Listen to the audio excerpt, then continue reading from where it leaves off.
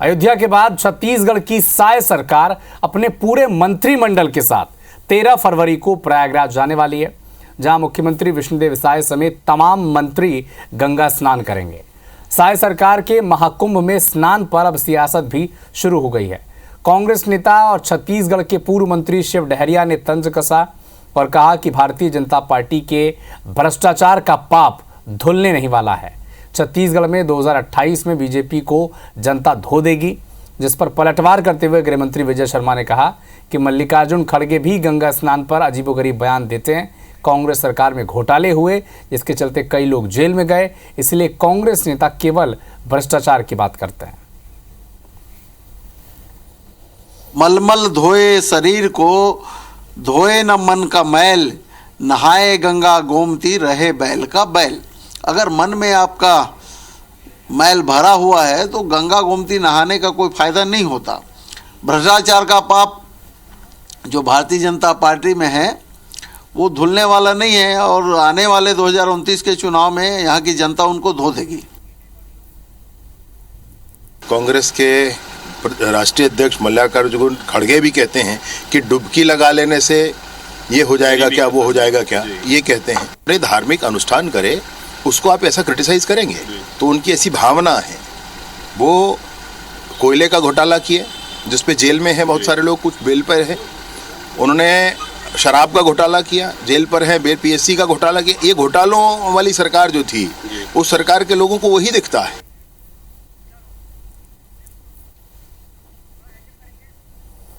तो 13 फरवरी को साय कैबिनेट प्रयागराज जाने वाली है और एक साथ मुख्यमंत्री समेत तमाम मंत्री गंगा में संगम में डुबकी लगाने वाले हैं। लेकिन इसको लेकर अब सियासी बयानबाजी शुरू हो चुकी है। कांग्रेस पार्टी के पूर्व मंत्री नेता शिव डहरिया कह रहे हैं कि अगर मन में ही पाप है तो फिर कितने भी संगम में आप डुबकी लगाएं, वो पाप धुलेगा नहीं।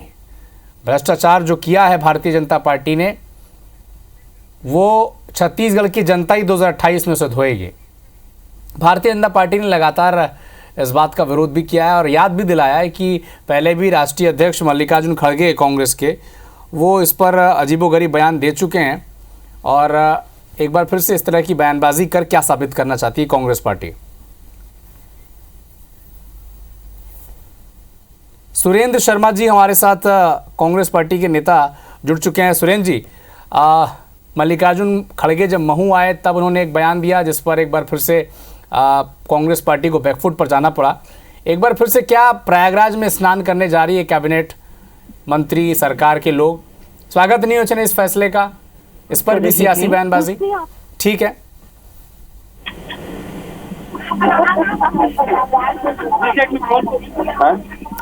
सुरेंद्र शर्मा जी, आपको हमारी आवाज आ रही है? हाँ, आ रही है। सुरेंद्र शर्मा जी, बहुत बहुत स्वागत है IBC 24 में आपका। महू में जब मल्लिकार्जुन खड़गे जी आए थे तो उन्होंने जो बयान दिया था उसे लेकर पूरे देश में बैकफुट पर आ गई कांग्रेस पार्टी, और एक बार फिर से जब साय सरकार जाने का फैसला कर रही है, जाने की घोषणा कर रही है, क्या इस पर सियासी बयानबाजी ठीक है? सियासत करना इस पर ठीक है? किसी ने सियासी बयानबाजी किया है क्या? शिव डहरिया कह रहे हैं कि जाने से कोई फायदा है नहीं, पाप धुलेंगे नहीं उनके, भारतीय जनता पार्टी के। ये बात तो ऐसा है, देखिए मैं तो कह रहा हूँ कि जाएं। 144 साल बाद कुंभ का मेला का आयोजन हुआ है, पूरे विश्व से लोग आ रहे हैं। अगर छत्तीसगढ़ की कैबिनेट भी आ रही तो अच्छी बात है, मगर कोशिश ये होनी चाहिए कि इनके वीवीआईपी मूवमेंट से आम आदमी को तकलीफ ना हो, दिक्कत ना हो, किसी तरह की दुर्घटना ना हो। श्रद्धा पूर्वक जाए, भक्ति पूर्वक जाए, और अच्छी बात है। भारत देश में एक बहुत बड़ा आयोजन हो रहा है और उसमें अगर जा रहे हैं तो अच्छी बात है, मगर हाँ, एक भक्त की हैसियत से जाए, आस्था के लेके जाए, वीआईपी बन के न जाए। केदार गुप्ता जी हमारे साथ जुड़ चुके हैं, भारतीय जनता पार्टी के नेता। केदार जी, स्वागत है आपका IBC 24 में। आपने शिव डहरिया का बयान तो सुन ही लिया होगा, कह रहे हैं कि भ्रष्टाचार से जो पाप किया है, भ्रष्टाचार कर भारतीय जनता पार्टी ने, वो पाप धुलेगा नहीं। कितना संगम स्नान आप कर लीजिए। देखिए, भारतीय जनता पार्टी और भ्रष्टाचार दोनों का दूर दूर से कोई लेना देना नहीं है।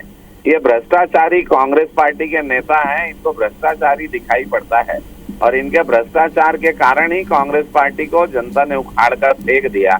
तो मन में कांग्रेसियों के जो कह रहे हैं उनके मन में मैल है, और उनके मन में पाप है, इसलिए वो कुंभ जाने की बात नहीं कर रहे हैं। अभी तो ये कह रहे हैं कि कुंभ जाने से फायदा नहीं होगा।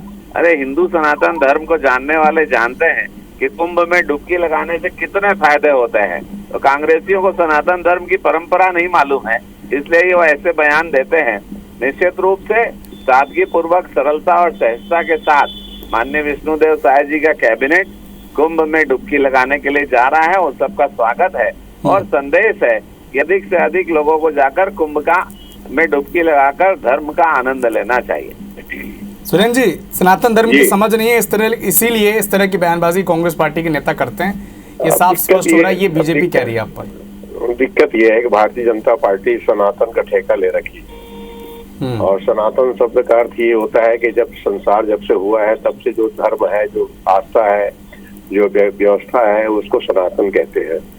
ये सनातन का ठेका भारतीय जनता पार्टी न ले और धर्म के सर्टिफिकेट भी न बांटे। हम एक ही बात कहते हैं कि एक बहुत बड़ा आयोजन है, देश में हो रहा है और हमारी पारंपरिक आयोजन है, इसमें जाएं, सादगी पूर्वक जाएं, आस्था पूर्वक जाएं, भक्ति पूर्वक जाएं। जिस तरह का हादसा हुआ है उससे बच के जाएं तो अच्छी बात है, कोई उसमें आपत्ति। तो फिर ये कहने की जरूरत क्यों पड़ती है पूर्व मंत्री शिव डहरिया को कि जाने का कोई औचित्य है नहीं, वो पाप धुलेंगे नहीं उनके जो भ्रष्टाचार किया है? इस तरह की बयानबाजी तो कम से कम हमें इस तरह के आयोजन से तो बचना चाहिए, इस तरह के बयानबाजी को लेकर। अब देखिए, शिव डहरिया जाएंगे कि नहीं जाए, सुरेंद्र भैया बता दो, शिव डहरिया जाएंगे कि नहीं? नहीं, जरूर जाएंगे, सबको जाएंगे, अवसर मिलेगा तो। देखिए ऐसा है, अभी बहुत भीड़ है, अभी तो जाना नहीं चाहिए। कायदे से बड़े बड़े सब चेतावनी भी आ रही है कि 20-20 किलोमीटर तक जाम लगा हुआ है, थोड़ी सावधानी बरतनी चाहिए और उसको ध्यान में रखना चाहिए। वो सबके अपने अपने विचार होते हैं, मगर मैं कह रहा हूँ 144 साल बाद कुंभ का आयोजन हुआ है और अच्छा है, उसमें कोई बात नहीं है। मगर हाँ, वह भक्त बन के जाए, मंत्री बन के न जाए तो अच्छा रहेगा। केदार जी, एक और आरोप जो शिव डहरिया ने लगाया, कहा कि 2028 में भारतीय जनता पार्टी के नेताओं ने जो भ्रष्टाचार किया है उसका पाप जनता ही धोएगी। अभी देखिए, उनके पाप को तो एक बार में ही जनता ने धो दिया है, इसलिए वो अपने पापों का चिंतन मनन करे और प्रायश्चित करे और कुंभ चले जाएं और उसके बाद आकर ये धर्म विरोधी बयानबाजी बंद करें कि वहां जाने से लाभ नहीं होता है। अरे भाई, बहुत लाभ होता है।